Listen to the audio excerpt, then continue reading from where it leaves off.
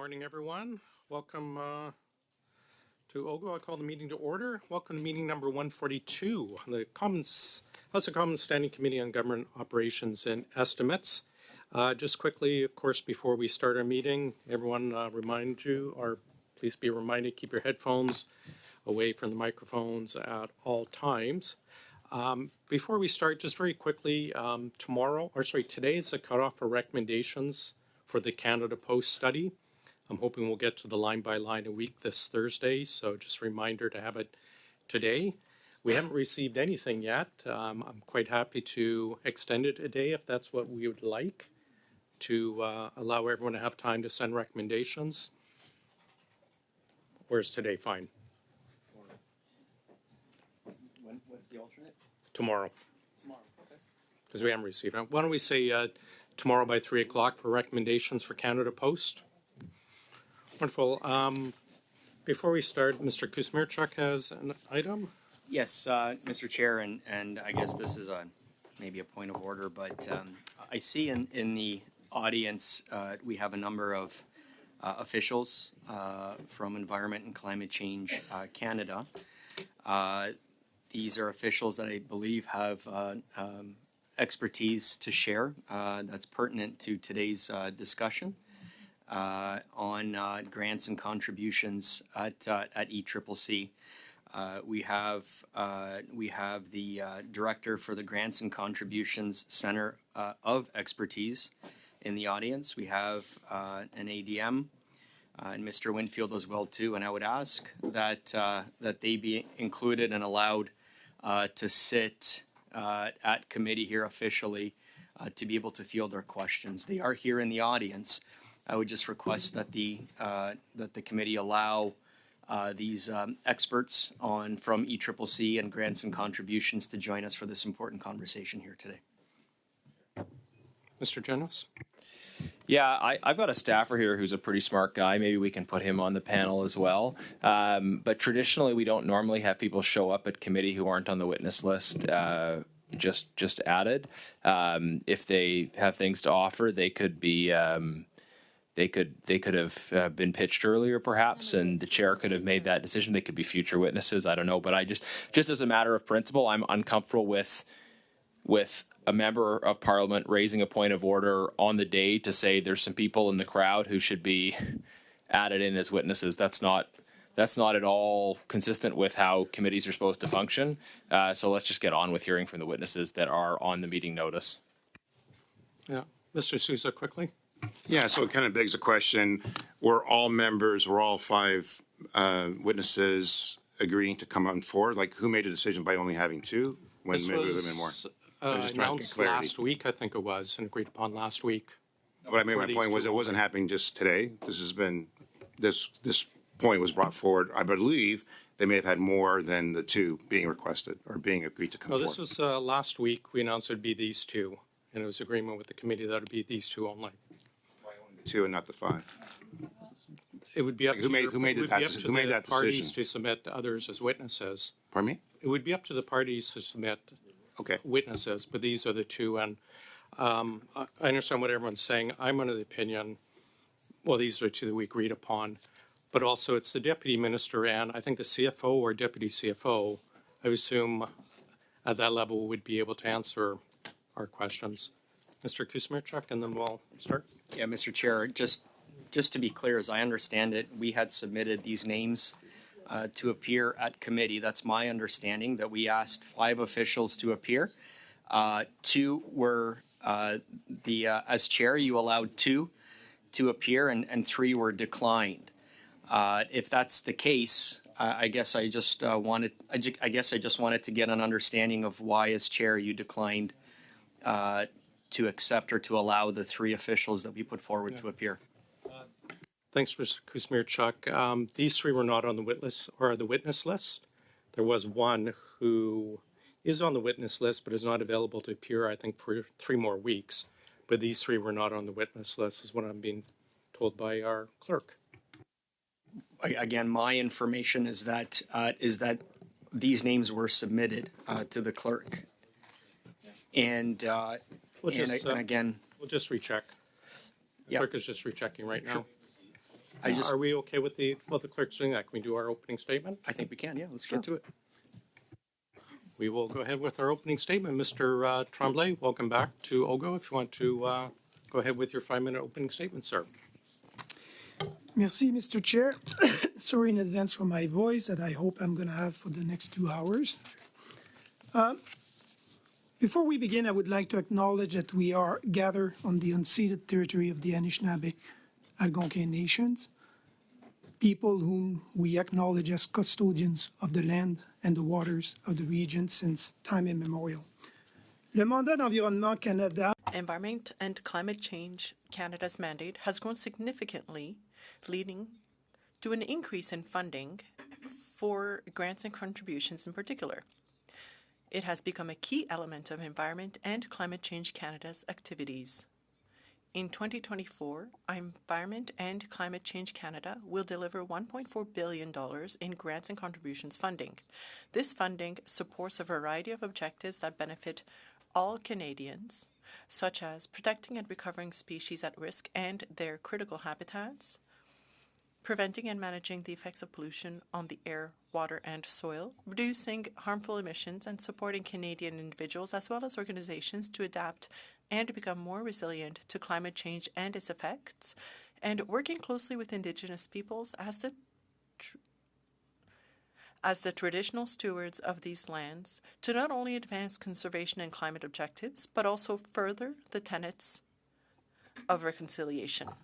Minister, I'm responsible for ensuring that the delivery and the management of transfer payments programs are accessible, understandable, inclusive, and gender and diversity sensitive.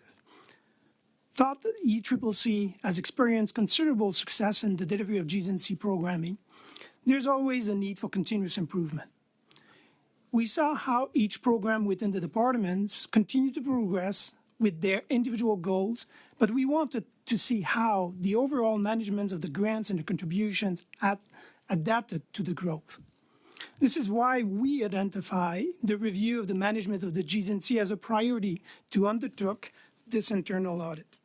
This audit is an important step for us in reviewing the system. It has provided helpful insight into aspects of the programming to improve. The audit identified key issues to address. It confirms that an enterprise-wide IT/IM solution is necessary for the most effective management of the GNCs in the department. It reveals that department-level policies and processes in both the design and delivery of GNCs need to be strengthened to ensure consistent service to Canadians. It indicates that service excellence requires implementation of comprehensive training program tailored to the role of the various ECCC staffers involved in the delivery of the GNC programming. We have already taken actions, and we are further engaged in broader changes that would fully address the issues identified in the audit. For example, a recipient audit function has been launched in the fall of 2023, and we are now in the second year of doing recipients audits, which are conducted by external audit firms. An investment oversight committee to provide a challenge functions on high-risk GNC proposal was also introduced in 2023. A transformation team of public servants with extensive GNC's experience has been put in place to address the recommendation of the audit report and lead the review and the transformation. A survey of best practices among other departments with regards to governance and structure is currently taking place to make sure that we benefit from lessons learned and best practices. A review of internal controls is currently underway. Plans for the enhanced full-service Center of Expertise is in development. The Center of Expertise that will support the department's design and deliveries of GNCs in some key areas, bringing consistency among practitioners. We have made this work a priority and expect to have the plan ready for full implementation by January. Mes collègues et moi sont disponibles pour vous. My colleagues and I are available to provide you with details on our grants and contributions programs and processes, our accomplishments to date, as well as to answer your questions. Thank you very much, Mr. Chair. Thanks. Just bear with us one moment. Colleagues, I'm going to make an executive decision here. One of the members who came in from Environment, Ms. Susie is actually on the list submitted by the Liberals, so I'll allow that person to sit at the table. Ms. Susie, if you could just move up quickly, and then we're going to start with questions with Mrs. Block for 6 minutes, please. Go ahead. Thank you, Chair, and thank you to our witnesses for joining us today as we dig into this, what I would call extremely damning report, with the auditors noting several issues, including an inability to demonstrate value for money, and as you noted in your opening remarks, the need for much improvement.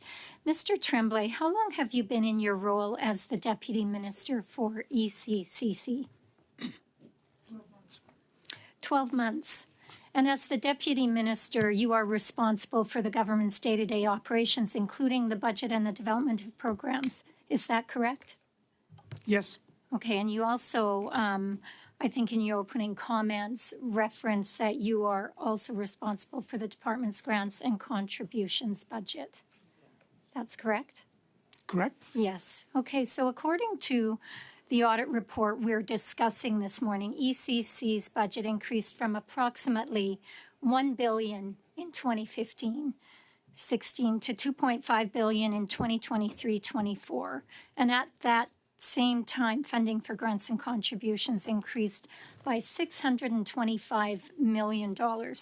Can you tell the committee, was this increase in funding for grants and contributions directed by the minister at any time?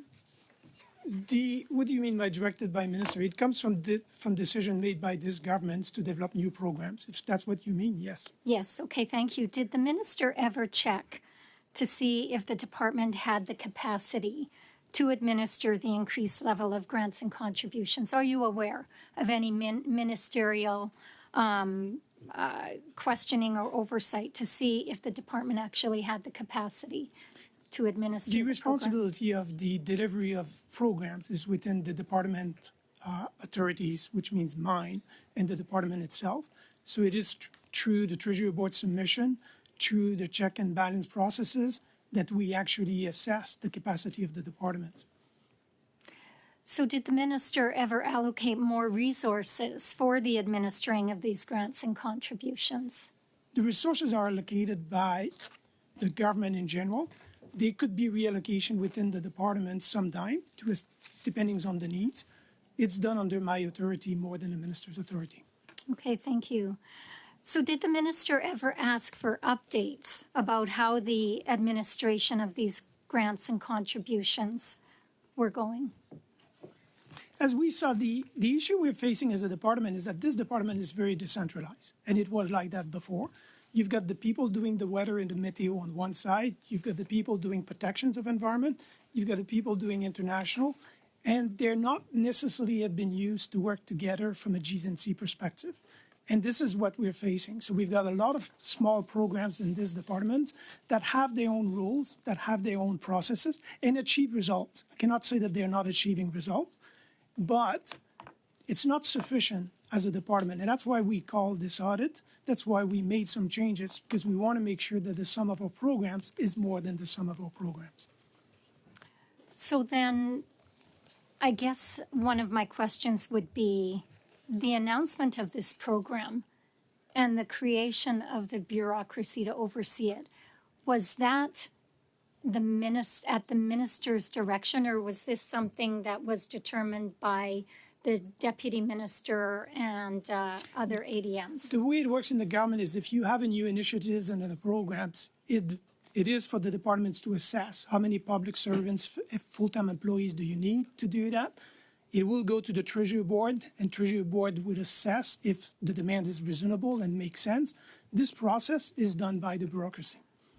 Was the minister ever involved in the approval of any projects? I believe I read in the report that he, together with yourself, were involved in at least half or 13 out of 29 projects that were spoken about in. Yeah. It goes with the level of authorities in 99% of the time, which means that, for example, I would have authority up to $1 million, the minister would have above, and the ADMs and others would have lower. So it depends on the contribution agreements and depends on the project. Right. Thank you for that. Was the minister made aware of the undertaking of this audit? I've got bilats with the ministers, and I told him that G's and C's was a priority and that we needed to review. There was discussion with on a weekly basis with his staff. I don't know when they were made aware, but it is our responsibility to do internal audit when we assess that we need to do it. Okay, thank you. Is there a plan for the department to reduce spending on grants and contributions until you have the capacity to provide proper oversight for the level of spending that has been undertaken? The increase of funding that we got is really in some specific programs. Those programs are performing quite well. It's not necessarily that they're not producing result. My concern is more about the fact that we have 68 different initiatives under 14 different programs, activities, or programs authorities, and we need to have not necessarily one ring to rule them all, if I can use the expression, but having at least one framework to manage it all. And at the moment, that's not something that we have. But we take a risk-based approach on all the programs, and if we feel that we don't have the systems in place to auto-correct and to make sure that the spending is going in the right place, we will slow down for sure. Thank you. Thank you. Mr. Jouari, please. Thank you, Mr. Chair, and welcome to our witnesses. Let me open up by thanking the department for taking the initiative to do the internal audit. And having had a chance to read the report and looking at the founding and recommendations, and the fact that, as my colleague MP Block mentioned, now we have a $625 million budget for G's and C's. Let's take a step back and really look at the mandate letter that drove that. Can you briefly talk about the new mandate letter for ECCC, and can you break it down? You talked about 65 programs and 86 projects, etc. Can you put it into perspective what that means and how does it relate to the mandate letter? You've got four big themes within the departments. You've got pollutions, you've got climate change, you've got the meteorology side and the forecast, and you've got also the international. So you've got a few things like that we're working on and we're trying to address. Those programs are aligned with those general activities that we have within the departments, basically. So if you look at the LCF, Low Carbon Economy Fund. There's nothing worse than acronym in departments. If you look at this one was really to tackle potential reduction of GHG emissions with partners. That means essentially provinces, but also indigenous groups, and also other partners outside of the government's institutions. But 70% of that was with provinces and territories. If you look at programs on nature, which has increased significantly, they were there to secure the commitment made by the government of increasing the protections of lands and coastal water that would be protected by 2030, which is the 30 by 30. So if you look at that, that's basically it. The international was also aligned with the objective and the commitment made by the government, if I remember well, was at Glasgow, to provide more than $5 billion in international climate financing. We did receive some of it. Most of it is managed by GAC, but a part of it is managed by us. Those are the areas where the increase have been the most significant within the department. So what that tell me is that despite the fact that our government fight against greenhouse gas and it has been portrayed as only a price on pollution. It looks like there are multi-dimension, that there's spectrum of activity that's going on by ECCC, whether it's internationally, whether it's on the protection of land, etc. So can you demystify that? I know you talked at the very high level, Yep.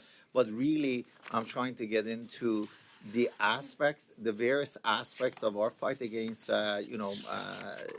climate change, as well as the complexity of these that has changed.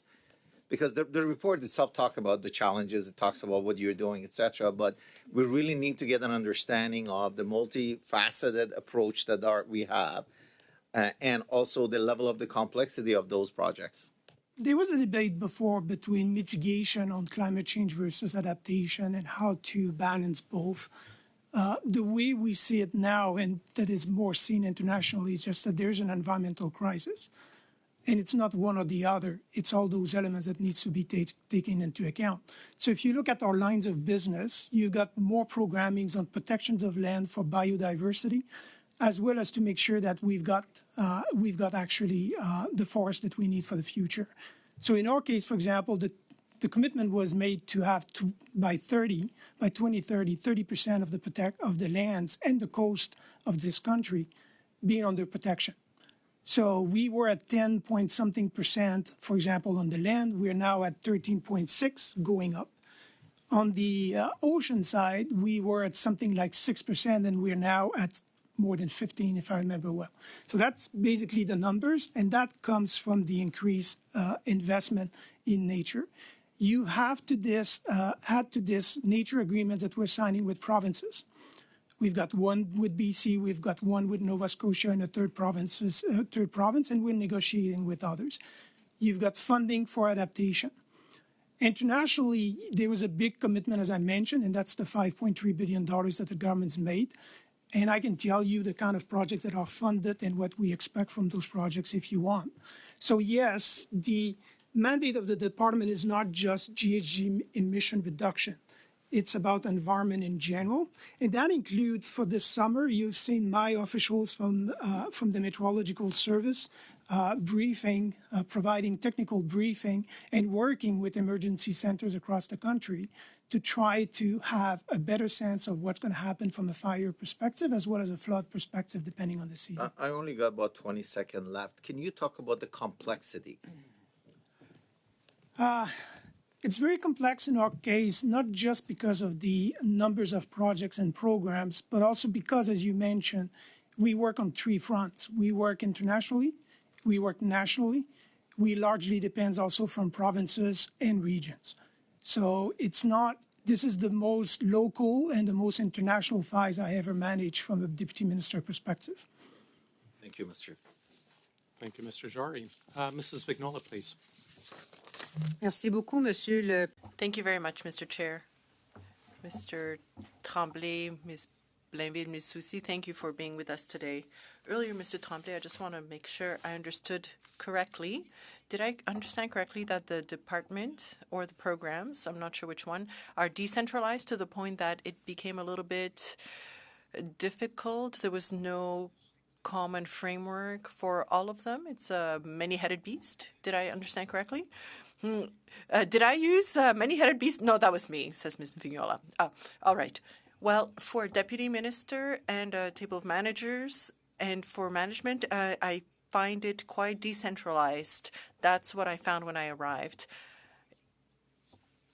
It's a department that rests very heavily on experts, for example, meteorologists, those in charge of combating climate change, the scientists, and others. They each have their own rules, their own focus, but in the context of a broader department, all of the corporate functions, I would say, whether it's human resources, from a technological perspective or others, it's important for management to be able to hold the discussions so that I can say I have a good understanding, a detailed understanding of how things are happening, and that it's and that's standard when the clients are the same.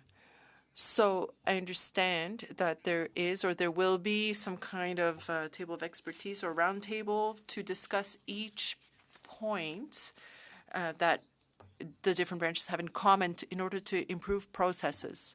Is that what I understood? Yes. So we have a good start. The audit said that we have a good committee of directors general who manage all of that, a good center of expertise. What's lacking is more on the side of a review of all the existing documents and how to ensure that all the documents that were created over the years by all these different branches under the organization or other areas of the organization really say the same thing to make sure that it is the department's mission that is most important. So the first thing we need is a strategic vision and also discussions among management and senior management to make sure that we fully understand this, all of the issues, that programs aren't seen simply as nature programs, environment programs, or climate change programs. They're Environment Canada programs. Thank you very much. In your 2024-2025 program plan, it stated that the programs would be transferred, or the plans would be transferred to the National Research Council of Canada. Why were they not provided to the National Research Council to start with? Could you please repeat the beginning of the questions, or which ones? Is the directive plan for 2024-2025 of TTC? Oh, that's not under my jurisdiction. That's Mr. Champagne's jurisdiction. Oh, directly under Mr. Champagne, I see. But you're right.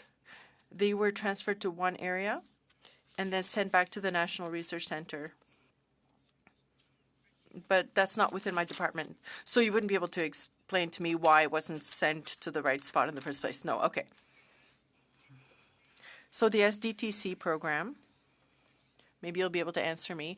It exists. It's been in existence for 20 years. And the program has been managed in a problematic way recently, but has it been problematic this whole time? Do you know? Does anybody know? And nobody, only the minister would be able to explain that? I've never worked in that department. I see. Okay, so it's on you. All right. Now, would you say that there's a lack of standardization in terms of program management within the department? Yes, there's a lack of standardization.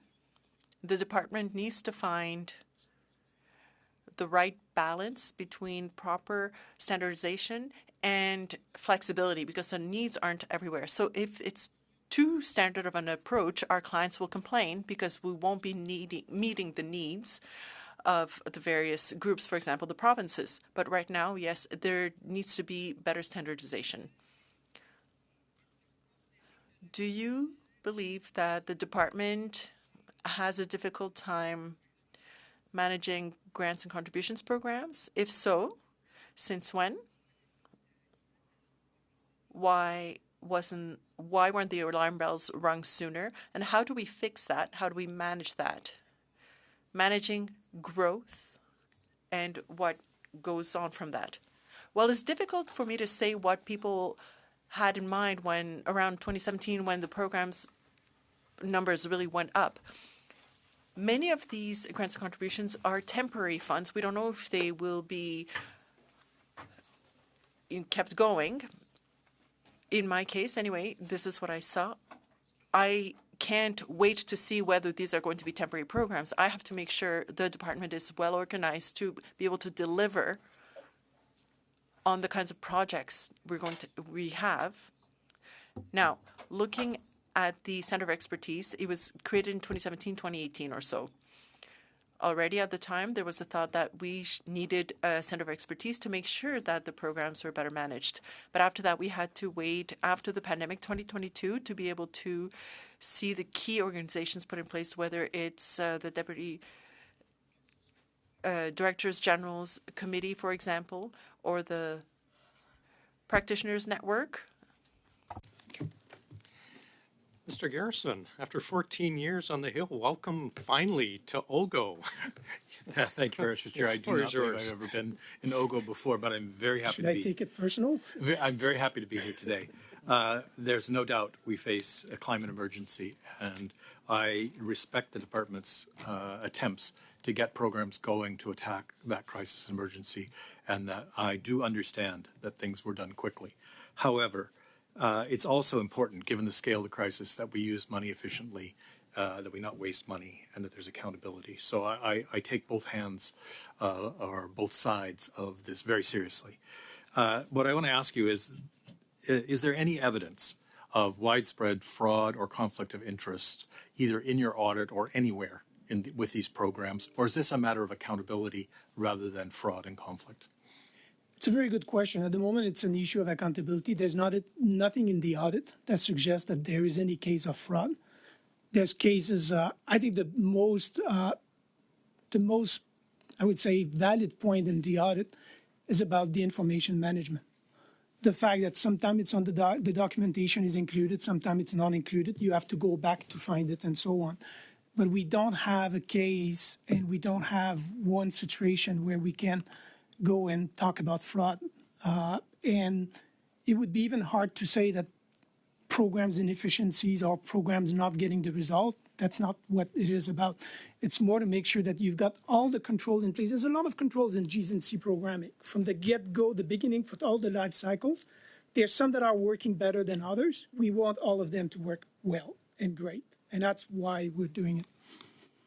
And again, as I said at the beginning, I have a shared concern that we spend resources efficiently in public monies, and especially in view of the crisis that we're facing. When it comes to the monitoring requirements, which seems to be the focus as I read through the audit, that there's not always the monitoring of the final results of programs. Is there any relationship between that failure to monitor and staffing levels? In other words, do you have adequate resources to monitor all of these grants and contribution agreements? I would not use that as an excuse, to be honest with you. I think there is a bit of, there's always a Section 33 and a Section 34. We were talking about this. And people who manage Section 34 are the ones who make sure the documents are there. And 33 never sign if there's no document. I think 33 works well. That's what we see. People, when they see the documents are not there, they send back the information and wait to get it, which is good. I think on a Section 34, what we see is because of the numbers of different ways of managing programs, in some cases, they put documents. In other places, they don't put documents. In some cases, in some places, they put more documents than others, or they wait until the end to put the documents. And that's this part that actually worry me the most, is more the way that we're not consistent on how we approach any Gs&Cs that we're managing across the full department.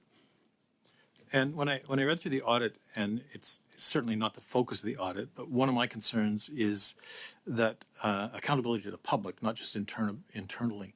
So it doesn't seem to be any focus on letting the public know the work that's being done and the contributions that are coming through the grant and contribution agreements to the fight against climate change and to protection of the environment. So I wonder if there's been any thought to how to better focus the results part to letting the public know about the work that's being done. There's few things on this. All the Gs&Cs are public if they're above 25K. So on this, there's a significant transparency. We do include a lot of those results in our report. We have to report on biodiversity. We have to report to the COP on biodiversity. We do have to report, as you know, on an annual basis on where we are on the GHG emission reductions. Everything that comes from those programs that touch those areas is actually included in those reports. So I think there is report on this. The question is it easy for people to find and to make those links? And then the answer to that would be? I think we can do a better job on this. I would love to have one report that actually kind of include everything. But at the same time, it could be quite long. So, okay. In your opening remarks and throughout the work, there's I guess what I'll call a nod to diversity, and I'll come back in another round to talk about the work with Indigenous organizations. But I want to know whether the department has paid attention, because it's decentralized, to recruiting all the resources we have in Canada to fight climate change. So, in other words, are grants and contributions going to women-led organizations? Are they going to 2S LGBTQI organizations? Are they going to organizations led by racialized Canadians? Because if we're going to defeat climate change, we have to enlist the skills and expertise and knowledge of everyone in the country. And so I don't see any reference apart from Indigenous people to that broader diversity. There's some of my programs I was looking at where more than 20% of the funding is going to Indigenous organizations. So there is actually, and if you look at the low carbon economy, there is actually an envelope that is also directly for First Nation, Inuit, and Métis, which doesn't exclude them from the other envelope in some cases. So there is a constant effort to do that. the audit raised it because one issue that we haven't tackled very well is taking some of the flexibility that is provided by Treasury Board to have contribution agreements that could be different for Indigenous people and allow more flexibility. So that's something that we are working on. But in terms of partnership, if you look at the Guardians programs, for example, with Indigenous groups, there's actually a significant partnership with First Nation, Inuit, and Métis and the department, and it's actually increasing significantly. My question right now is For that is our guy, Mr. Garrison. Oh, okay, I'll come back to this. Mrs. Kusi? What is the total amount in billions from grants and contributions at ECCC since 2015, please? I see the branch amount in Appendix B in fiscal year 2022-2023 to be $498.6 million. But what would be the total amount since 2015, please?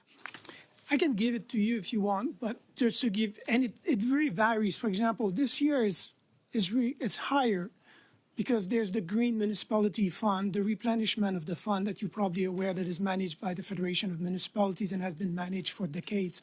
So you've got a $500 million that is coming that is more transferred to the FCM. So it does vary from year to year. But just to give you a sense, in 2016-17, that was 17-18, it was 300 millions, and you've got $1.2 billion in 3-4-24. Perhaps if you could please check back to 2015, or if you could provide that document to the committee, that would be very much appreciated so that we can have an understanding of that. Next, I'd like to talk, please, about a list of companies that have been provided with these grants and contributions from ECCC. Can you provide a list to the committee, or could you list some of them here and then provide a complete list to the committee, please? There was a questions from you, and anyway, but we can produce the list. Yeah. Okay, excellent. Just in my overview, I'm seeing corporations such as Glencore for $10 million. I mean, this is a company that has a market cap of $38.237 billion, and yet we're giving them funding. I'm seeing also that Cornell University, a university not even in Canada, a university in the United States, is receiving $9,000, again, at a time where we're really struggling to not even budget the books, but Canadians are struggling as well. And then most difficult I have reconciling is this amount of $18,125,750 to iron ore, Rio Tinto specifically, that has a market cap of $103.549 billion US dollars as of 2023. And the fact that these companies are receiving grants and contributions from the Canadian government, given our economic fiscal situation at this time, not to mention the questionable conduct of some of these corporations, considering the objective of greening. For example, Rio Tinto, there are concerns about them destroying cultural heritage sites, conducting business where droughts are occurring. And just this past September, I see they had to pay a $500,000 fine for violating the Fisheries Act. So it does raise some concerns for me when I do see these on a preliminary list, which my team has put together, never mind a complete list. So if you could put together that complete list for the committee's review, I think this would be very useful for us. My next question is, what percentile of the agreements were audited, please? Thank you for your question. So the first that we have done so far, it's the value of all the recipient audits is roughly around $150 million in G's and C's. So if the 100, the 100 I think she's thinking about the audit itself. Yeah, I'm seeing 100 were agreement tested, as is in the audit, the total number being 1,808. So that would be about 5.5%. And given the fact that in the branch, in only fiscal year 2022, 2023, this was an amount of $498.6 million, this would mean that only $27 million of the total amount was audited. And that's not even upon the larger amount of the billions that we don't know going back to 2015. So even in the sample size we see here today, that really only $27 million worth of these $1 billion of audits, billions of dollars of grants and contributions has been audited. And so, I think it's very concerning that even out of this small sample size, both from a numeric perspective as well as a total dollar perspective, has led to this amount of fault as we've seen from the audit. Thank you very much for your testimony today. Thank you, Mr. Chair. Thank you, Mrs. Cusi. Mr. Baines, please go ahead, sir. Thank you, Mr. Chair, and thank you to our department officials for joining us today. My first question is, what are some of the merits and drawbacks of designing programs to operate primarily through like a grant system and a contribution system rather than other funding mechanisms? Oh my God, that's a good question. The advantage of contribution agreements and grants is that they do bet on the expertise, the innovations coming from partners. So it's not trying to build up a bureaucracy to do the things inside. So for example, if you go with the Federation of Canadian Municipalities and you develop a green fund, you've got there an organization who have direct relationship with municipalities, and you basically go with municipalities who know what to do on the ground to, for example, deliver adaptation, rather than having somebody from Ottawa coming and say, this is what we're going to do. So that's the advantage of the contribution agreements. The disadvantage is that you don't have necessarily a direct cause and effect, if you want. You're not the ones doing it. So you really have to choose a good recipient and make sure that you agree on the nature of the partnership. So the drawback may be there's less oversight, maybe, or things of that nature. What about is there an overall savings component to that in terms? It depends on what you try to do. In many cases, yes, there would be savings because you won't build the capacity internally, which sometimes cost more money to build that capacity within the federal government than it is, for example, in an NGOs. So, say from 2016 onward, could the department have developed programs with similar objectives through a funding mechanism other than grants or contributions? And I think you sort of explained it, that you can have a more hands-on approach, but are there other mechanisms in place where we do have, say, larger level of oversight? And is it just the audit? For example, if you look at my different sectors, the science and technology branch, they do have some grants and contribution agreements, but most of it is actually them managing it because they are the researchers and they are working in their labs, testing new material and developing advice from an environmental perspective.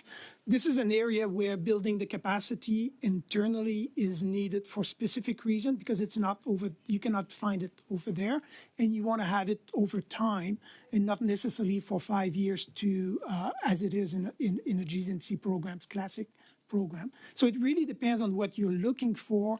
It really depends if it's core to the mandate of the governments. I will not, for example, metrology is the same.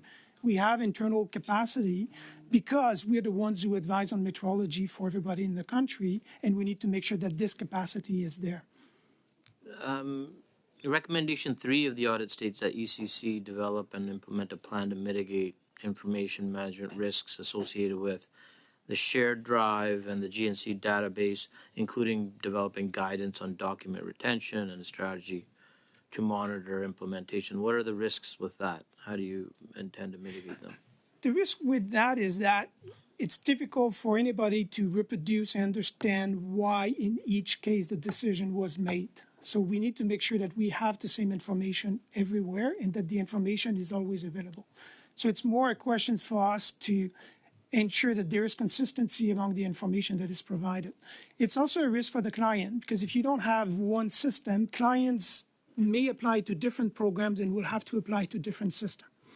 So they will feel that I don't understand what somebody else understands, and that's not the way we should serve Canadians and organizations. Is that a reporting issue? Is that something? It is a reporting issue, but it's more than that. It's also to make sure that my people on the finance side, when they do finally decide that the money should go ahead, it could be provided, that they find quickly all the information and they don't have to call programs. As we saw in the audit, there's cases where they say the information wasn't there, but when they signed, the information was there. So it means that what happened is the program had not included the information, and my financial people had to call and say, where is it? And that's the lack of efficiency that comes with the fact that you don't have a common system. Yeah, so that's a systems issue. I think we've seen that in other investigations that have been done throughout. Common. Yeah. Let's put it that way, but it doesn't make it justifiable. Thank you very much. Mrs. Vignola. Thank you, Mr. Chair.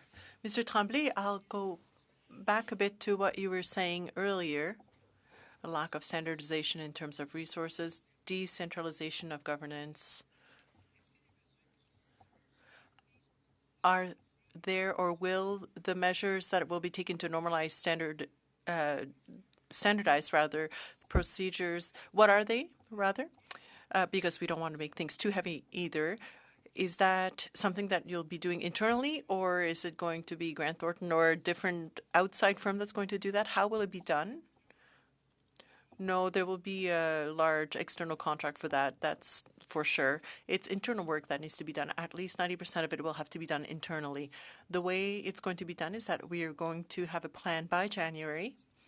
The objective is to review all of the documents that we have to see where the differences are, which documents are saying the same things and could be cut out, for example, to have a better integrated documentation trail. Same thing for training. There's a lot of training available, a lot of training given by other departments also. So that's something else we have to look at. Now, in terms of integrated systems, it's the same thing. I still haven't seen any department that has a perfectly integrated system. Different departments have different systems. Some may be better. So we are looking at the various types of systems in existence. It's not my intention to create some kind of external contract for integrated systems.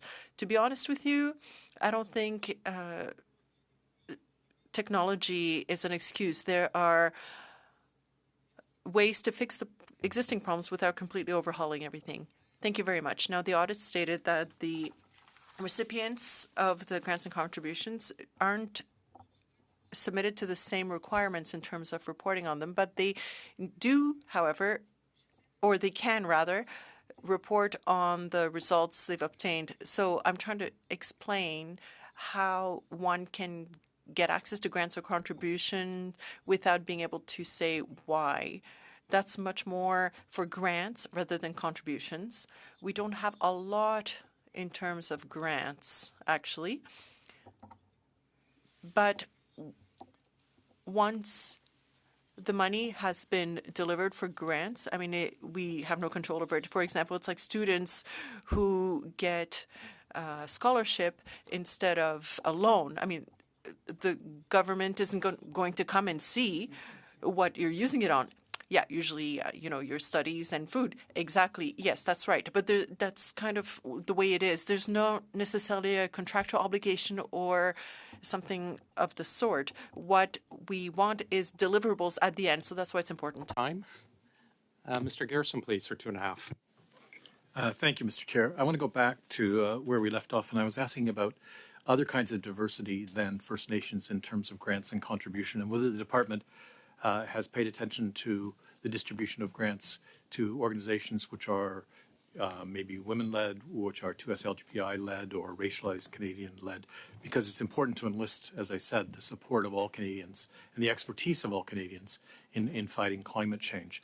And so I don't see in the audit any reference to that, and I just wonder if there's a broader attention to that.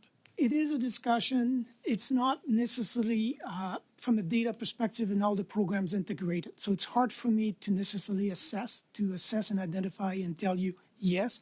But just to give you an example on the international side, for the $5.3 billion that is spent, that is invested, there was targets that were there, including for women, for example, and they're surpassed. So that is something that we take into account. This is something that we promote, but we don't have yet, as far as I know, a data system that would allow me to be able to break it down by programs. And often I think what we find is that certain groups understand the system, know how it works, and are able to access the information necessary to apply for grants and contributions. But quite often in more rural and remote areas, frankly, in areas away from the capital, people have trouble accessing that information. So I'd be interested in efforts that the department makes to sort of broaden the net as it's cast out to get applicants for this important work.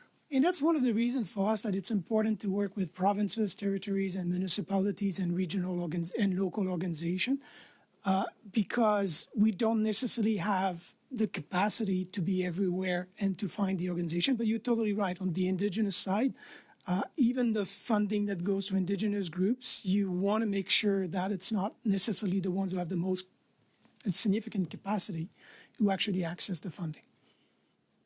In terms of monitoring requirements, sometimes smaller organizations can make big contributions, but they don't have the capacity to monitor and report at the same levels that, let's say, a large corporation or an established municipal organization would have. Is there any, accounting for that in the programming of the department? Just a brief answer, please. In some, yes, including funding for capacity. Thank you very much. Mr. Jennings, please. Thank you, Chair. Thank you to the officials for being here. Looking through some of these grants, it's evident to me that there's quite a substantial number of entries for funding to American universities. And nobody could be confused based on the name. These are institutions like Cornell, Colorado State University, one in California receiving multiple grants, Clarkson, a private university in Potsdam. Why are we funding American universities to do climate change research? We have to come back to you with, I can send you a document on this if you want a response. I don't have it in front of me. But okay, I thought that's precisely why you were here, actually, was to provide an answer to the questions we had about grants and contributions at Environment Canada. This isn't just one niche grant we found. There are what appear to be at least a dozen entries to multiple different American universities. So it seems that as a matter of policy, you fund, or at least you don't exclude from funding, foreign academic institutions in a developed country that could be funding their own university research. And we obviously have world-class institutions here in Canada that could be doing this research. So abstracting from any individual grant at a level of policy, why is this government funding university research at American institutions when instead those resources could be supporting researchers and institutions here in Canada? I need to look at it because it could be even Canadian researchers working in Cornell. What's the policy, though? What's the policy on this? There's partnerships on the research side with all countries and globally, and we work with all countries on this. They could be partnership with Cornwall. Sorry, but we have partnerships with the University of Calgary. With great respect, I mean it's great to have partnerships, but this isn't an instance of us supporting Canadian institutions who are then partnering with other institutions. These are cases where, like I can see on your website, grants and contributions to academic institutions in the United States. Public and private academic institutions, some that have that are famous for having massive endowments, typically, if it would be normal for in another developed country, at least, for those to be funded by the country in question. So I'm not satisfied by your answer, and I would hope that you could come back to the committee with more detail in writing. I'm not asking you to provide very specific details about an individual grant. I'm asking about the policy. Another question: how do you define if an organization is Indigenous for the purposes of identifying Indigenous organizations to receive funding? How do you verify claims that may be made about indigeneity? We work with the First Nation and Inuit organizations at the national level. We also, so through the engagement process that we do have with them, that's the way we identify. For example, if you look at the... Clarify that then. So if there's an organization on this list identified as, using the language of the website, an Aboriginal organization, would it be safe to assume that that organization is recognized as such by one of the major national representative bodies, or not necessarily? I hope so, but I haven't checked for each of them because there's a lot of them. Okay, I guess... Normally, yes. But there is, as you know, also among the... Sorry, normally yes, or like you either check or you don't check. So, no, but so if you don't check, then you hope so. If you do check, then normally yes. You have to understand that even some national organizations have issues among them in terms of recognition. So I cannot talk about that. Well, I understand that there are some marginal cases. The reason I ask is because we're doing a study at this committee on Indigenous procurement, and we've had national organizations, AFN in particular, that has come to this committee and told us that there are many groups on government lists who are accessing Indigenous procurement set-asides who are not Indigenous. Their estimate was that out of claimed 5% plus for Indigenous contracting, the number was closer to 1%. That was from the AFN. So do you think that proportion is likely true and would likely apply in the case of your grants? It would likely apply here, but it's a concern for us, making sure that we work with the organizations who are recognized as First Nation, Inuit, and Métis organization. We have a Director General who's actually First Nation, who's managing the engagements with First Nation, Inuit, and Métis. And it is an areas that we actually develop to make sure that we've got the right partnerships with the communities and the organizations. Thank you very much. Mr. Sousa, please. Thank you, Chair, and thank you to the witnesses for appearing before us. In reading through the report and some of the recommendations made, I recognize that there's a course correction that's being taken and management agrees. Is that correct? Yeah. And when we look at the process of selecting a project or a recipient, further to the question that was just asked to you, what is the process by which to select a recipient? It's very different from case to case, and that will remain even if we have one, if we have an approach that is more centralized. You've got contribution agreements or programs where the organization are already identified. So there's programs that we manage that are really fun for specific organization with who we work. So it's not called for proposal. It's more really a partnership. There's cases where, we've got programs that are with provinces. We don't select provinces. They've been selected by the Constitution, if I could say, in the history of this country. And we've got programs where you've got call for proposals that are more classic, typical programs where people apply. So it really depends case by case. If you look at, for example, the programs on the EDF, it's a statutory programs. The funding is provided, it's under court action. So the court direct us on how to spend the money, and we go and spend the money, because those are the cases like the Volkswagen case, for example. So it's really different from programs to programs. The important point is that they should all ask the same questions on what is the best approach for them based on criteria. Not just because I want to do it that way and that way. And that's what a structure should do. That's the good mix between normalization and flexibility. There's no one-size-fits-all solution, but they should be an approach that actually allow you to understand what are the tools and what it means. Thank you for that. And you just mentioned the provinces. How do you determine that the funding is equitably distributed between the provinces? Yeah. I never work on the equalization, so I will not go too far. It depends on the programs. There's some programs where the government has to decide when they develop the programs, are they going to use the population? Are they going to use a number that is a flat numbers and add up the population? When I was at infrastructure, that's what we were doing for territorial government, for example. Are you going to use an approach that is more based on emission? If it's a proceeds that returns to Canadians, for example, under the OBPS, the money has to go back where it comes from.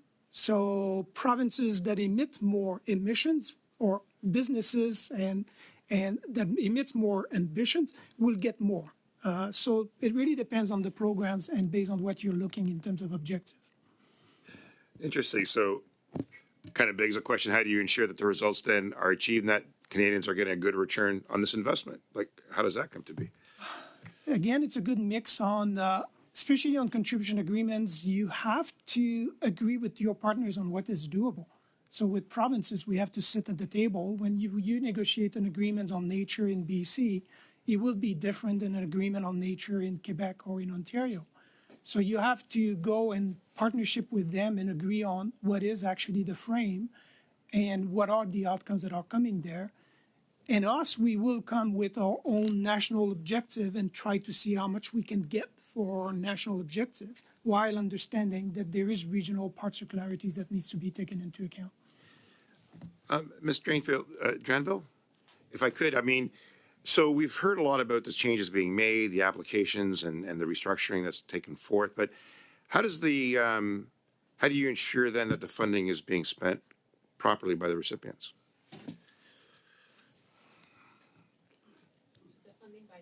And so internally, what we have is specific controls to ensure that once we proceed with a payment, so previously Mr. Tomley referred to Section 33, that we have all the documents on file demonstrating that the money for which the activity was committed is been like really taking place.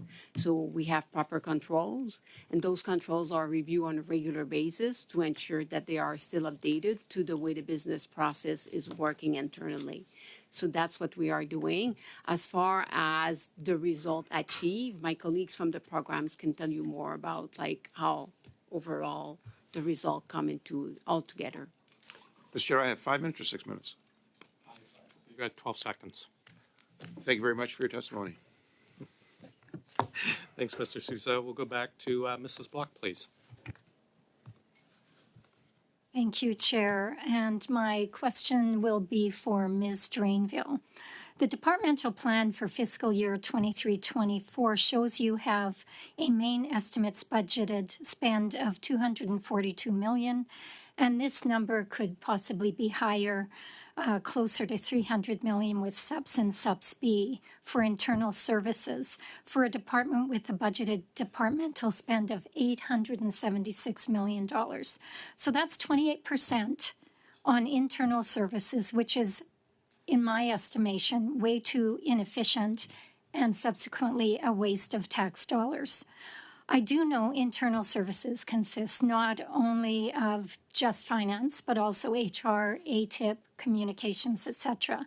With all that funding and FTEs, it is shocking that your internal controls, governance, and risk management are loose, risking taxpayers' monies.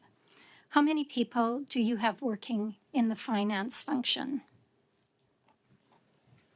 Very quickly, in finance per se, we are roughly 200 individuals. 200 individuals. And as CFO, how do you manage a grants and contributions program with what I will continue to call loose financial practices based on this audit, processes and internal controls around cash flow, claims reviews, use of advances, and on top of that, missing project files? That was also noted in the audit. Loose internal controls is a gateway to fraud and obfuscation. What is the scope of financial mismanagement and resultant risks that this committee should be made aware of? Thank you for your question. I'll try to give you a question, an answer that will address all your points. So we do have, like in my role as CFO, I do take very seriously the importance of sound management of public funds. So that's why my financial advisor, including myself, Claude, who is here today, we are looking into how we make sure that we have proper controls in place for oversight financial reporting. Not only internal controls work from a system perspective, but there's also all the governance that we have around that. We have all the training that was mentioned previously. and all the check and balances we have. If we go back to the report has been very clear that there's inconsistency in the way we are doing things. They haven't said that the controls were ineffective, but they were saying that when they look for information, they could not find the informations. So the controls are being currently reviewed, as we mentioned previously, and we want to make sure that our approach is fostering one where people understand the role and responsibilities to training, and they use the tools and mechanism at their availability, to take the proper actions in due time. So I have a great confidence that we have the right controls in place right now. You've just said you have great confidence that you have the right controls in place right now. One of the 5 recommendations made in this audit is directed towards you as the CFO. The audit recommends that the CFO, in collaboration with program branches, should review, update as required, and communicate the departmental governance and oversight functions, accountabilities, roles, and responsibilities that enable an effective enterprise approach to GNC program delivery. So this is a recommendation within the audit. It's my understanding you've been the CFO for 3.5 years. Is that correct? Correct. And were you never made aware, or were you not aware of all of the inefficiencies in this area of grants and contributions? How could that be? I was aware of inconsistencies in our system, not necessarily inefficiencies. Inconsistencies in the way we approach the management of GNCs and how we document files. So that's different things, and that's what we've been doing, addressing I will those. weigh in here, and I would say that inconsistencies, and I think it's stated in the report, can result in inefficiencies. So to try and separate those two things out, in my mind, doesn't make sense. If there are inconsistencies, and by the DM's testimony, when there are inconsistencies, when people are trying to access funding or understand a program, that results in inefficiencies. And so while you may not make that correlation, I think it's one that the auditors absolutely did. Thank you. Thank you very much. Mrs. Atwin, please. Ms. Atwin, please, sorry. Thank you very much, Mr. Chair. And it is Mrs., that's okay. And thank you very much to our witnesses for being with us today. And last week I had the absolute pleasure of attending a Willistic Water Summit. It was the second year that we had that. And we were actually hosting it in the Fredericton area. And for me, it was kind of a culmination of, a lot of work that I've done over my lifetime, being involved in environmental movements. And so to share a room with, folks who are working on invasive species or endangered species or watershed protections, the Maliseet Nation Conservation Council, Nature Conservancy, Nature Trust, it was just incredible to see how much more support that they had been receiving as of late. I would say even the last 3 years or so, I've noticed such an increase. And so it just really felt like this is the work. This is how we bring together, those experts on the ground, pull that local, expertise as well. And so, can you just speak a little bit more about what, who are these recipients? What kind of work are they doing?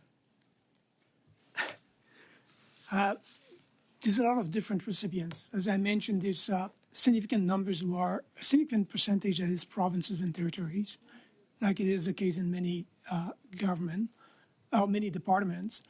You've got a significant percentage that is Indigenous organizations.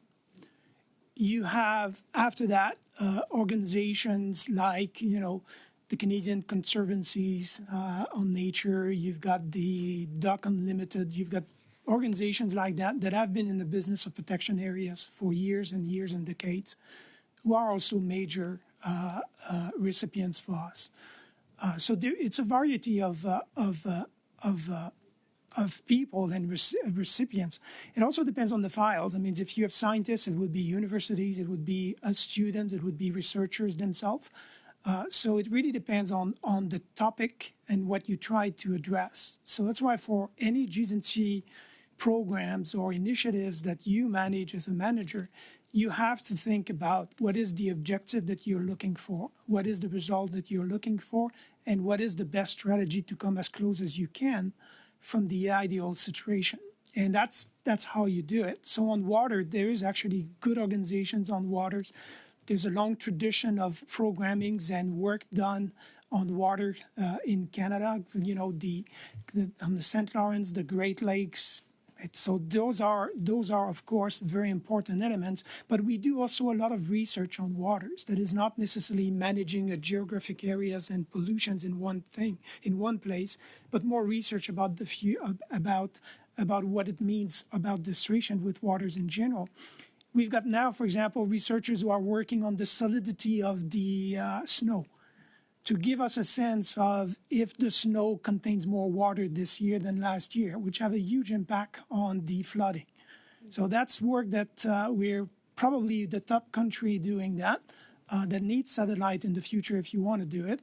But it would be very useful in terms of capacity to forecast what's going to be the impact of the weather at the seasons on the dam, for example, in Quebec for Hydro-Quebec versus potential flood or even potential fires, because if you have less water, you've got potentially a higher risk of fire, as we saw it last summer before in Northwest Territory. So there is a very different, even in water, very different kind of expertise and role and responsibilities. And we do adapt, we try to adapt as much as possible the contribution agreements and the programs to actually capture those priorities.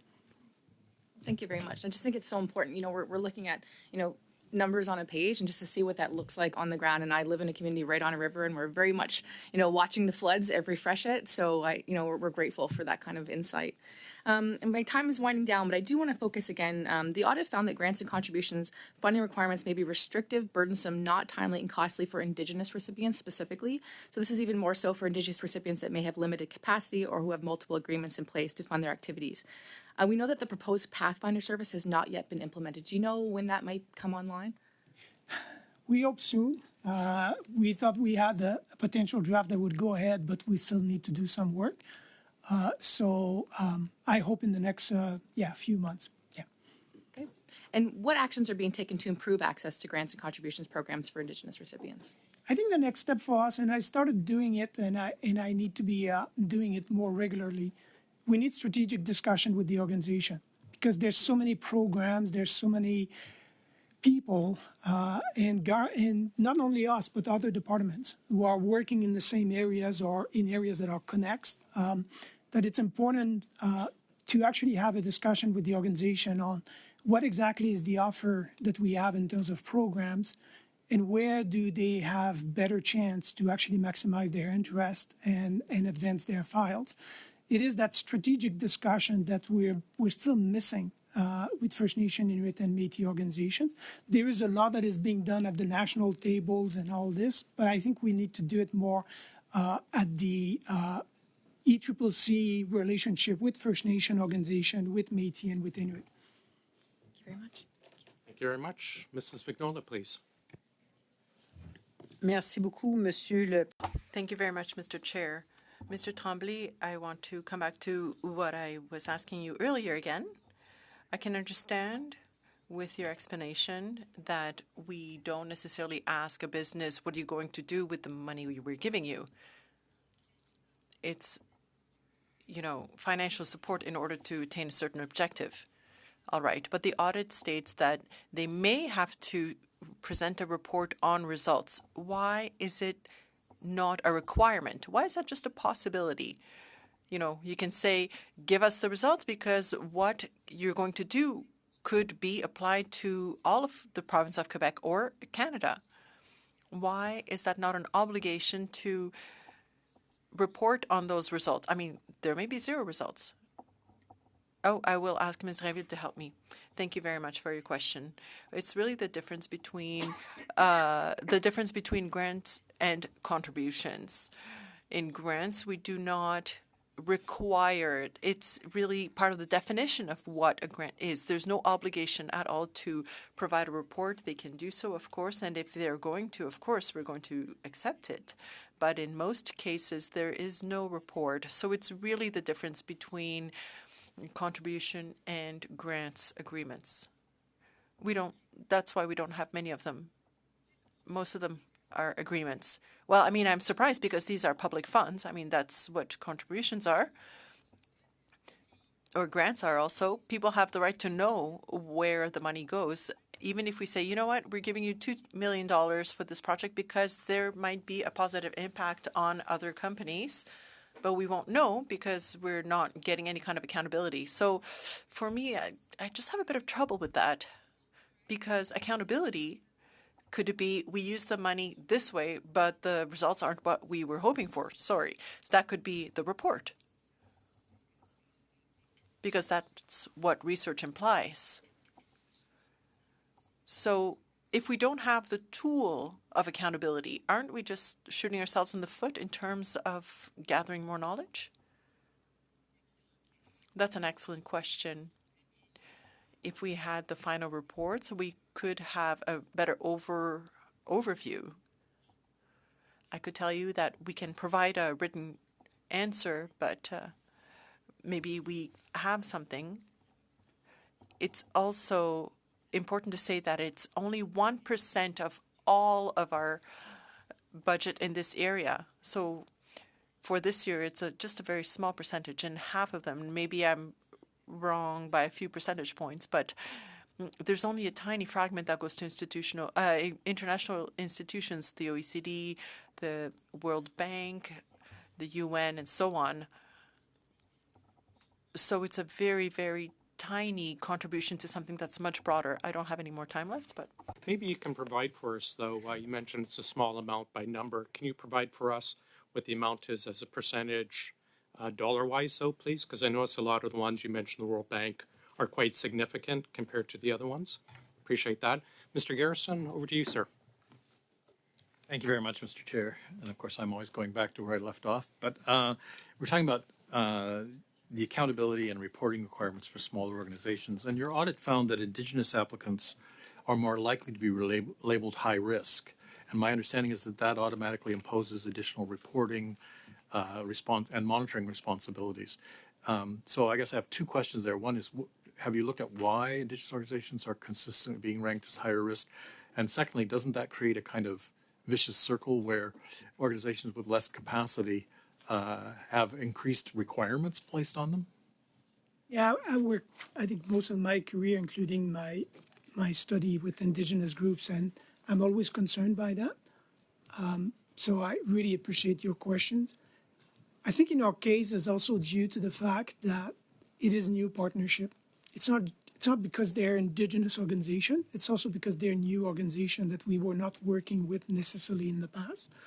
You know, I mentioned Duck Unlimited and other organizations or provinces.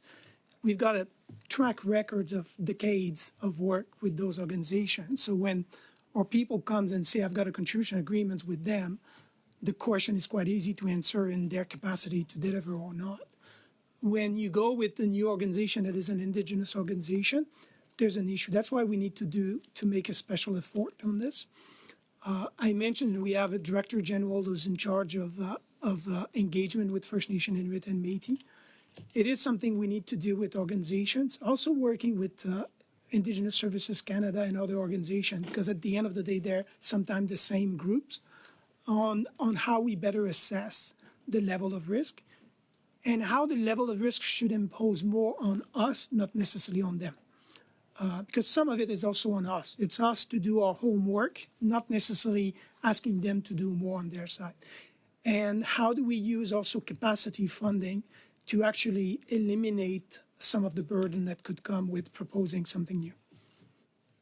And I know I have very little time, but a lot of the audit seems to focus on the question of documentation. And so if I'm not saying documentation is not important. Obviously, in order to prevent fraud, conflict of interest, and get a good use of funds, you need documentation. But it doesn't. The audit doesn't seem to focus in on why the problems with documentation. Is it lack of training? Is it lack of capacity? Why do we have so many documentation problems with these kinds of grants and contributions? CFO can, I would say it's all the above, and particularly because people are used to include sometimes the documentation, sometimes they keep it in their own place. You've got different applications, not necessarily just one. So I think it's mostly due to that. Training, culture, and inconsistency from place to place. Thank you. thank you for the work that you do. Thank you, gentlemen. Mrs. Kusi.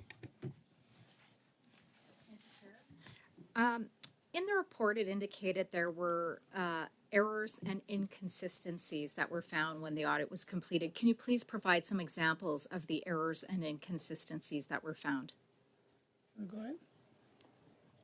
Yes, I can start, and my colleagues can beef up. But it went from lack of documentation, which we already mentioned, the way that the evaluation risk of each recipient is done at the beginning. We also have mandatory documents that needs to be filled out properly, where we realize that some were not necessarily filled out entirely.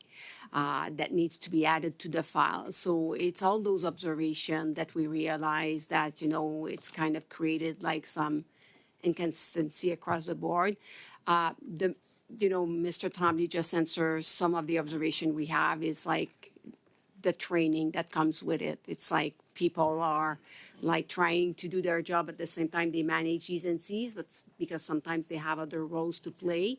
And then it brings that inconsistency across the board on like making sure all documents are fulfilled properly. It also indicated in the report that some project files were removed. Can you provide any information as to these project files that were removed, please? Yes, I have not a specific answer for you on this one as why they would have been removed, but what we realize is that the access to the shared drive where all the documents are kept are not necessarily protected with access.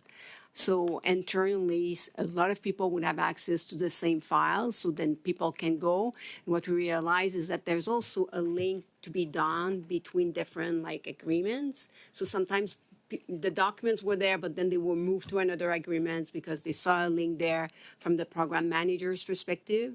So we are looking into restricting access. So when documents are filed on a folder, specific folder, that they are not moved anymore.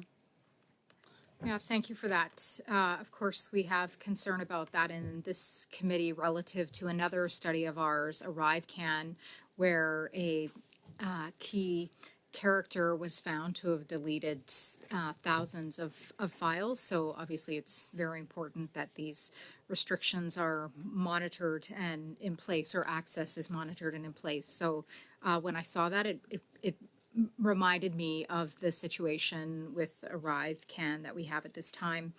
In 2019, the Treasury Board put forward their report, a horizontal review, where they found that there were many different problems with files at that time as well. Can you speak to any of the lessons from this 2019 report and if they have been implemented? Because it would seem to me that there was this Treasury Board report 5 years ago, yet things seem to be getting worse and not better. So perhaps would you like to comment on that?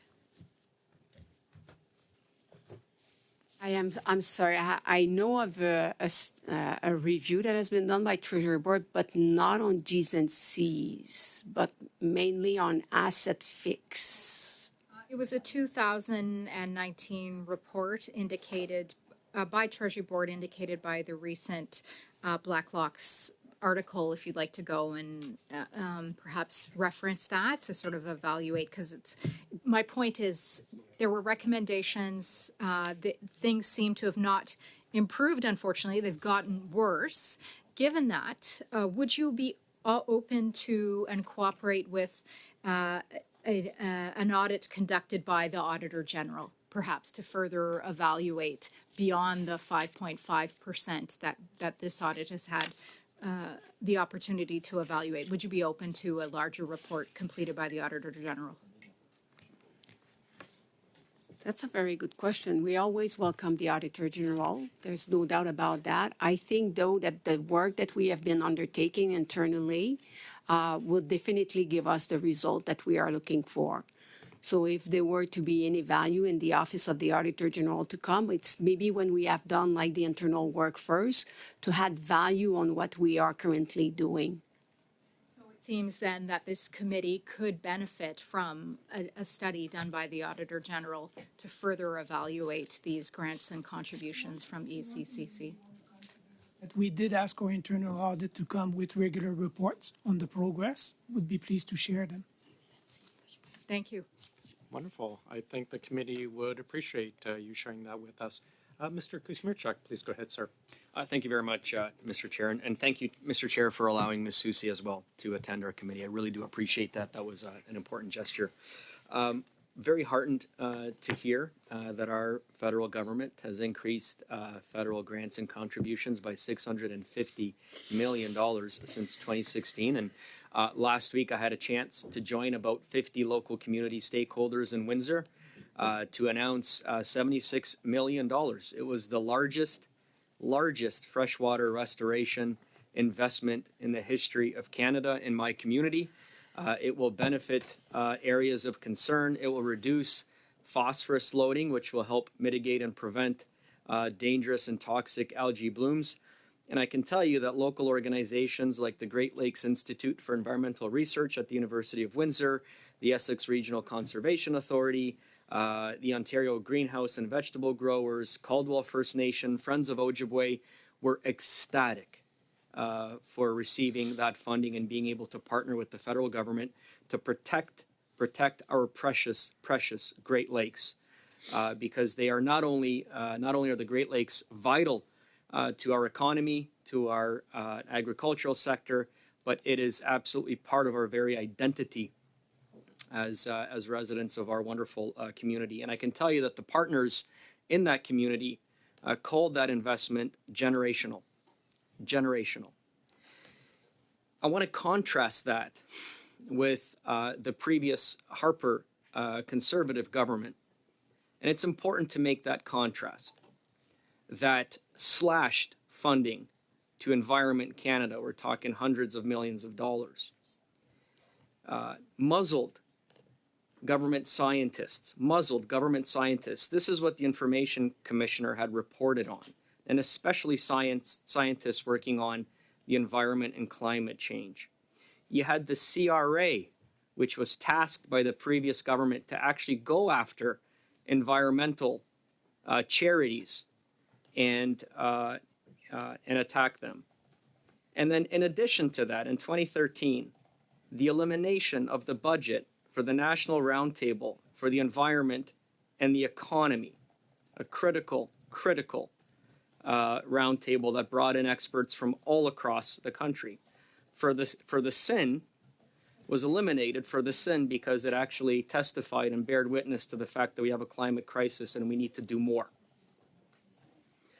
The Conservative Member of Parliament, MP Bob Mills from Alberta, a long-standing Member of Parliament, Conservative, very much pro-market, stated that this was a mistake. Stated, and I'll quote what the Conservative MP had stated, Stephen Harper puts other priorities ahead of the environment, and I think that's a mistake. Obviously, I wouldn't be here if I didn't really strongly believe that the Roundtable was doing an excellent job, said Bob Mills, former Alberta MP, Conservative MP at a press conference. So all of those things were cut. And it's important that we understand the context of what we are talking about here today. A government that believes in fighting climate change, a government that believes in environmental work, and a government that is putting money into those initiatives. I wanted to ask you, having said that, we can always do better, and that's why we're here today. We could always do better. And that's what we're trying to do, is build trust for Canadians in these investments and in these programs. Now, the audit report stated, and you mentioned yourself, that there are inconsistencies. And basically, the audit report stated that you're relying on two separate systems to administer grants and contributions. Now, I'm not an expert, Ms. Susi, but I imagine that presents a challenge in terms of consistency and being able to verify funding and measure it. Can you speak a little bit about the troubles that the dual system represents and what we're doing to actually fix it, to create that consistency across that system? You have about 30 seconds. Oh, okay. So just to put that in context, the reason why we have two systems is that we had to build a system specifically for one particular program in around 2016 because they had specific needs, very complex programs. So we had to build a system particularly for them. Now that we've grown and that we realize that it's not efficient necessarily to have two systems, we're looking to build one single enterprise system. So we're actually in the planning phase of that. We're doing some benchmarking with other departments to see what would be that best solution. So it brings all the programs, ECCC programs, into one single system. So we're leaning towards that. Ms. Soucy, yes. when? We're doing the plan right now. So developing a system takes time. So it won't be overnight, but we are planning to go ahead and have one system. That decision was already made. Thank you, Mr. Kuzmirchuk. Mr. Genuis, please. Kelly. Thank you. Thank you, Chair. To the witnesses again, is it appropriate in your view to have a grant go just to a named individual? Would that be something that we should be seeing, not to an organization, a business, but to simply have the recipient's name be a person's name? Is that something we would expect to see or not? And when it's an award, for example, What do you mean by an award? the person has been the ones developing a new initiatives and received funding for this. Okay. I just one example. I won't name the individual because maybe there's a story here, but I would like to know more about this. There's a specific named individual who got $65,000, and the program purpose is listed as to increase the recipient's knowledge of wildlife on the subject lands and assess rangeland health as an indicator of habitat quality on the ranch and implement beneficial practice changes to further protect or enhance habitat for species at risk. Parts of that seem more credible than others, but in particular the fact that it starts with to increase the recipient's knowledge of wildlife on the subject lands. I mean, I can't imagine that there's anybody in the country who wouldn't want $65,000 to do that. So does that seem normal to you, or? Maybe a lot of people would like to have it, but not necessarily qualified to have it. I don't think I would. That's not my areas of expertise. We can find the information for you. Okay. When I was a PhD student, I received grants, so this is exactly the same circumstances where you receive money to continue your study or your work. Okay. So it could be a case like that. We need to come back to you. Okay, it's just that for studies, in many cases you have the recipients listed as universities. So you're telling me that the recipient could be an individual if that individual is doing research. But then you told me earlier that maybe the recipients being American universities is because there are researchers there who are Canadian. Information on this. They're not the majority of our cases. They're really kind of unique and good for you to find them. But we'll have to come back to written Okay, response. I mean, I guess I would say in general that the purpose of this exercise should be that Canadians, not just parliamentarians who have privileged access to officials, but that Canadians can look on the website and know what's going on and who got the money. I wanted to come back to your comments about non-Canadian institutions and just give you one example I found. This is $65,000. It's given to Clarkson University, private university, Potsdam. And the program purpose is optimization and testing of a new passive dry deposition sampler. Is that not something that could have been done in Canada? The researchers did the agreement. It's probably because it could not. There's areas where we're the top. There's areas where we partners with others and they come with their own views and their own things. But I think we can send you an answer coming from the scientists. I won't talk on behalf of the scientists on the reasons for this. Right. I'm not questioning that there might be scientific value. It's just the question of what the role of the government of Canada is in funding research. I think most people would expect that would involve funding research in Canada, building up our Canadian institutions. It's not our role to be funding academic research in the United States, a country that can fund their own academic research. You don't fund research in a country in isolation. You have to do it in partnership with institution outside. Right, of course, but the and this is I guess just a problem of accountability though, because I'm looking at the recipient name, right? Now, if there's a partnership between a Canadian and American institution, you would probably expect that the Canadian institution might be applying for funding in Canada, the American institution might be applying for funding in the United States, and those institutions are entering into a partnership using funding that that they have together.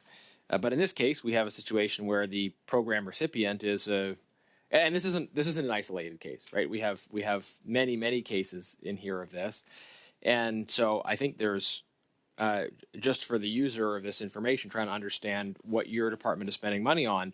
There's ambiguity and uncertainty around what it actually means when a particular recipient is identified. So is this something you acknowledge the need to clean up so the public can actually understand what's going on? We owe you more information. I recognize that. Sunlight is the best disinfectant, right? Thank you, Mr. Genuis. Mr. Baines, back to you, please. Thank you, Mr. Chair. Actually, I just want to maybe continue on that same line of questioning. It could, when it comes to receiving grants or outside institutions from other nations doing the same in Canada, like say if that's a partnership, I'm just curious if Canadian researchers are here or are working with American universities, and is it happening vice versa in your sides? You've got also programs on conservation, for example, where you have American foundations who will fund in part some of the projects that we have. So there is a lot going on. This is a global issue. This is a North American issue. So there is back and forth and collaboration. That's why we also do international financing. People can be against this from a policy perspective, but it is actually the way that the research is done. All the reports that we're sending to the United Nations, the peer review that exists at the international level, there's a lot of this that is done by researchers in many universities in many countries. The work I mentioned on snow is actually looked at by U.S. as a great opportunity, and we hope potentially for them to invest too. So yes, we're looking for those, for how you maximize the use of the funding to get the answer you're looking for. Yeah, well, we have one example. I had the opportunity to take a U.S. representative to my city, Richmond, British Columbia, and we have one of the largest commercial fishing harbors in Canada, and there's a outfit there called Ocean Legacy. They pull plastics out of the ocean, they turn them into pellets and make either products or shampoo bottles, which I don't use, but you have sorry. Okay. So I think those are some examples that we've had interest in having those investments come here. I want to maybe ask Ms. Soucy if you can expand on some on that same question that I had earlier. Sure. So for every, we have terms and conditions that are approved by the Treasury Board of Canada. These are the parameters in which we can give money to our recipient. We have a few T's and C's that allows for individual to get, so it's organization, international, academia. It could be also an individual. So we have a few of those T's and C's that allows for that, but those are in very specific contexts, such as research, when it's a very specific research that only one individual can do. So those could be, I'm not sure about which one we're talking exactly, but I could see it would be in that context. Okay, and it seems you have, as a director in this area, so do you have more hands-on approach on, and you have more knowledge of which projects are happening? Maybe you can expand on that. We have a very diversified range of projects. Like my deputy minister was saying, on the Canada International Climate Finance Program, we do have grants, so we could partner with U.S. university as we could partner with other countries. Other type of academias or organization. So it depends. We have a broad range of programs. So we have like 800 projects a year. So it's difficult to know which project we're talking about here. Mr. Chair, do we have more time? You've got 1 minute and 14 seconds. Okay, I will maybe talk about a little bit about, with respect to the increase in the funding, moving from small to large-scale program delivery. Maybe talk a little bit about what the increase looks like, and is there a plan to, sort of tail off or keep it going, or is it just project for project, It will depend. It's government decision at the end. A lot of those programs will be, as we call them, sunsetting over the next few years. I think the LCF is 2028. Some of the nature is probably close to 2030. Some is earlier. So if you look at the profile, it's now in last few years probably at its max, but it's going to go down. So there will be decision to be made on do we continue and at which level. That's for government and parliament to make those decisions, not for me. Okay, thank you. Thank you, Mr. Baines. Mrs. Vignola, please. Merci, monsieur. Thank you, Mr. Chair. I'm going to use my time to provide a notice of motion. We're not going to debate this one. It goes as follows. Given that the media reported on Wednesday, September 25, 2024, that the Governor-General of Canada, Mary Simon, was still unable to converse in French during a visit to a community organization in Lévis, Quebec, and that she had to cancel certain planned activities during her stay in Quebec for this reason, the Governor-General had made a firm commitment to learn French by 2021 when she was appointed, and had again stated to Radio-Canada in an interview in 2023 that she wished to be able to speak to Francophones by the end of 2024. That the committee is concerned that the Governor-General cannot adequately address Quebec Francophones and Francophones from Francophone communities in other provinces in their mother tongue, expresses its deep disappointment that after 3 years since her appointment, the Governor-General of Canada is unable to sustain a basic level of conversation in French in the exercise of her title as representative of the sovereign in Canada, and that she has spoken only in English when French is the only official language in the province of Quebec, and request the President to report, or the Chair to report to the House as soon as possible. This is but a notice of motion, as I stated, and I would like us to discuss the one I tabled last week, if possible, which invites the Governor-General. Invites is very important here because we cannot require that she appear before a committee. We can only invite her to do so, and it will be up to her and her alone whether she accepts or not the invitation. So also for your edification, the motion is that I tabled last week is very similar to this one, except that I just read, except that in the other case, we cordially invite the representative of the sovereign in Canada to come answer our questions.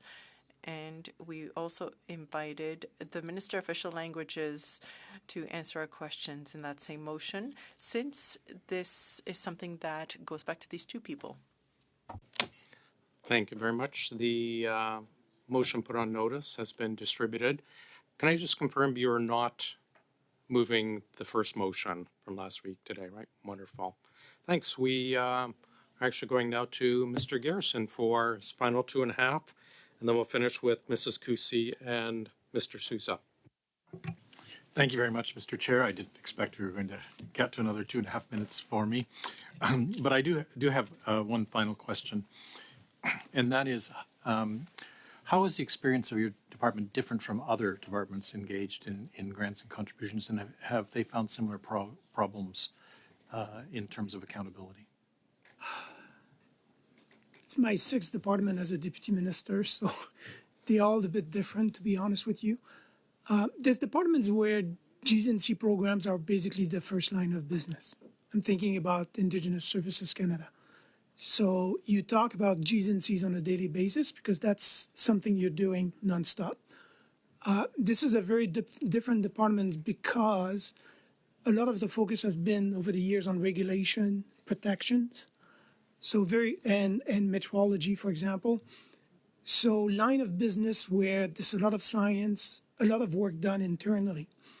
So most of the programs before they grew so much were very small initiatives of sometime, a few $100,000 and so on. So it's not a program. If I compare with other departments, it's probably one of the most decentralized because of this in terms of Gs&C management. So all the departments have been in struggle with some of the elements that you see in the audit. But I think this one, of course, is more due to the decentralization, and the existing growth is also quite significant. But if other departments, as we all know, do engage in the same kind of activity, surely there's some who have solved this problem and could have some guidance for your department. We do a review of all those departments. For example, ESDC has a very centralized approach. Service Canada deliver all the programs, almost all of them. So we have approached all the departments, and we're comparing everything. What do they do on conflict of interest? What is the system that they have to manage? Have they only one system? Is it working? All the controls that they have. So our goal is precisely in January to come with what we think is the best approach for this department. It's not going to be necessarily identical to another department, but it should be largely inspired from what we will learn. Yes. Thank you. And I just want to say at the end, I think accountability is important, but we shouldn't let this focus on accountability overshadow the good work that's being done by the Department of Environment and in support of organizations fighting climate change. Thank you, Mr. Garrison. I'm glad we were able to fill your bucket list of having appeared at Oakville. Appreciate it. We'll go to Mrs. Kusi for 5, please. Thank you very much, Chair. I just have a few more questions to finish our time with you today. My first question is, are the auditors who completed this audit from the Environmental Department? Are they from ECCC? No, they're within the departments. So, but we're the most audited departments in the country. Okay, so it was an internal audit. Okay, so maybe even then more beneficial perhaps to bring in the Auditor General to do a more external evaluation of the grants and contributions program. I'm just going to take a moment now and go back. I'd mentioned Rio Tinto in my first round of questioning, and it was brought to my attention that the chairman of Rio Tinto turns out to be Dominic Barton, an individual associated with another study we've completed here. Funding is coming from another department. Okay. Okay. But please go ahead. Okay, Sorry. thank you. It's coming from your department. Okay. Yeah, it is. Thank you very much, Chair. I appreciate the clarification, but I was going to push back on that. Thank you for the clarification, Chair. So yes, it is coming from your department, $18 million from your department, in fact. Do you think that the Chair, Dominique Barton's close relationship with the Prime Minister and the Finance Minister had anything to do with receiving the $18 million? Doesn't have. Okay. My last question then would be, did any of this other funding of the billions of dollars, again, we have the amount for this 2022-2023 fiscal year, but we're awaiting the total amount since 2015. Did any of this funding go to any kind of government consultant? On the Gs&C side, unlikely, because consultant will get contracts. So it would be procurement. OK, oui. Ça conclut mes questions, Monsieur le Président. Maintenant, je vais passer la parole. I'll give my time to my colleague, Mr. Gonnet. For 2.5 minutes, sir. Merci, Monsieur. Thank you very much, Mr. Chair. I think it's important today for me to be here as critic for this issue and for official languages also. I'd like to table a motion as the Prime Minister, given that the Prime Minister has shown a lack of respect for French and Francophones by the interpreter notes that they were not provided with the motion, that the Governor General had to cancel some activities in Lévis, Quebec. For these reasons, that the committee communicate its profound disappointment that to the House and the Prime Minister that the Prime Minister did not appoint a Governor General who spoke both official languages, that a in-depth study be done as to how the nomination process was conducted. I think, Mr. Chair, that this motion is very important because what we've seen over the past 9 years, that this government and this Prime Minister, as the person responsible for this government, has not acted in a way that would defend the Francophonie everywhere in Canada. And we can see that as the appointment of Ms. Simons. With all the respect I have for her, she is not the problem. It was the appointment process. We have to make sure we hear from people before the Official Languages Committee so that we can get a report. Thank you, Mr. Chair. Thank you very much. We'll finish with Mr. Sousa. 5 minutes, sir. Thank you, Chair. In reviewing some of the discussions around grants to institutions, educational institutions, research institutions around the world, in this case in the United States, that was being referenced, and investigating Western University, McGill University, Queen's University, U of T, they all reference that they get substantive grants from U.S. grants and around science research, health research, a number of research. Can you comment on that, please? Yeah, no, they do. And we do also contribute to those universities. If you go in our labs, you will see PhD students, postdoc students coming from Queen's, coming from Carleton universities, from University of Alberta.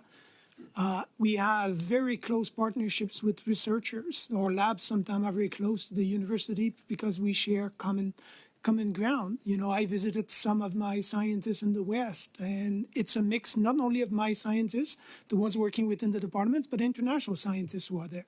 So the group I met was a mix of Canadians and Europeans, Asian students, all working on the same issues, all integrated close to a university like University of Victoria.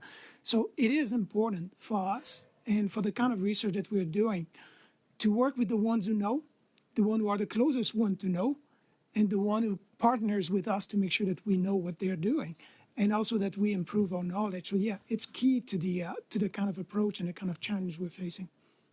So just to wrap this up, because I think one of the last question thereabouts, the overall audit objective was to assess the operational effectiveness of governance, risk management, internal controls in place to administer departmental programs, and to assess progress made in implementing the recommendations. So to summarize, can you talk about that progress? Like, how are we doing now, given what you've identified in the audit? And I open it up to all three of you, frankly. I know the deputy is in charge, but maybe throughout the chain, you can best explain how it's affecting each of you. I think the fact that we hear you making it an important case, and that's important for us, because it also tells to our employees that it is important. And I think just that, it's already better for us. I think the fact that we have a good center of excellence places us in a very good position. The fact that we now have a team for the transformation, great position. The fact that we made the decision that the management table at the ADM level include me, so there's no ADM committee of ops. There's actually my management committee that talks about operations. So making sure that everybody who should be at the table is at the table for the discussion and the approach. The work we're doing with other departments to flag and identify the issues reassure me in terms of how we will improve the situation of this department and make it very good in terms of making sure that all the checks and balances are there for the management of Gs and Cs. Anybody want to add anything more before we wrap up?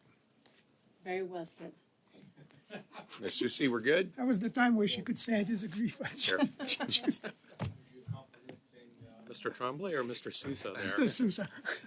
Witnesses, thanks for joining us today. We appreciate your time. Colleagues, we are adjourned.